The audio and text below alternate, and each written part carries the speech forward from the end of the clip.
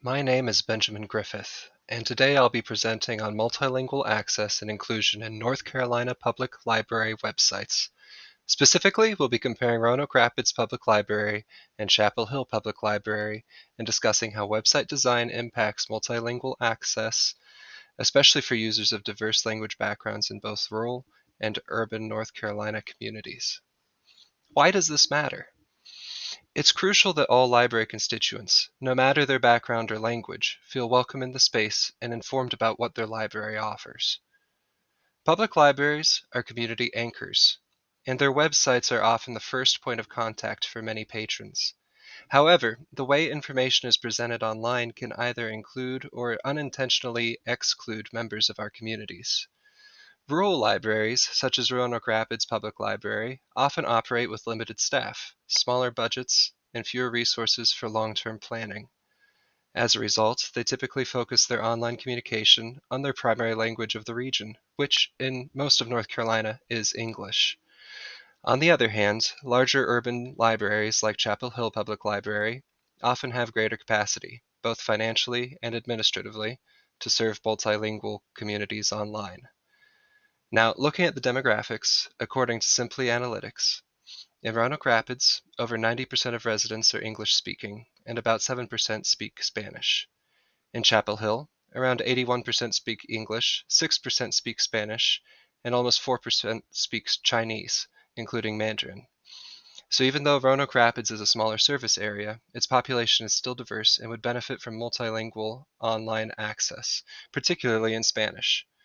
Interestingly, Roanoke Rapids actually has a higher percentage of Spanish-speaking residents than Chapel Hill. Currently, there is no Spanish language support on the Roanoke Rapids Public Library website. The only multilingual tool available is through the catalog search, which is hosted by NC Live, an external platform. Beyond that, there's no visible multilingual content on the dedicated library pages themselves. The only indication of online diversity comes through the library's mission statement, which briefly mentions inclusivity, but doesn't translate that message into accessible content for non-English speakers. This means that while the intention for inclusion may exist, the implementation is not yet reflected in the digital experience. Comparing this to Chapel Hill Public Library, here we see a much more inclusive online presence. Their website features multiple languages on dedicated pages, curated resources for different language groups, and multilingual programming information. For example, Chapel Hill offers bilingual story times, translated event guides, and community partnerships with language-based organizations. The next step for them, as their site continues to evolve, could be full site translation with a single click. So, what can smaller libraries like Roanoke Rapids do to diversify their impact, even with fewer resources? Here are a few steps. We increase representation beyond third-party tools. It's important not to rely solely on NC Live for their translation support in the catalog. We could bring multilingual features directly onto the library's own pages. We could build multilingual offerings both in person and online. Even small changes like adding translated event flyers or bilingual navigation buttons can make a big difference.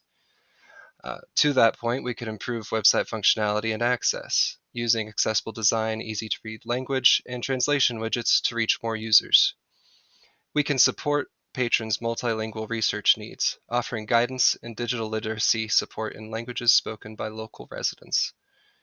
And we can also foster community engagement, partnering with local cultural and language organizations, inviting community members to contribute feedback and ideas. In conclusion, both Roanoke Rapids and Chapel Hill show us something important. Even though their resources and community sizes differ, both have populations with language access needs. When libraries commit to multilingual inclusion, not just in mission statements, but in practical design, they become true community centers for everyone. Our goal should be to create online spaces where every patron, no matter what language they speak, can feel informed, represented, and connected to their library. Thank you.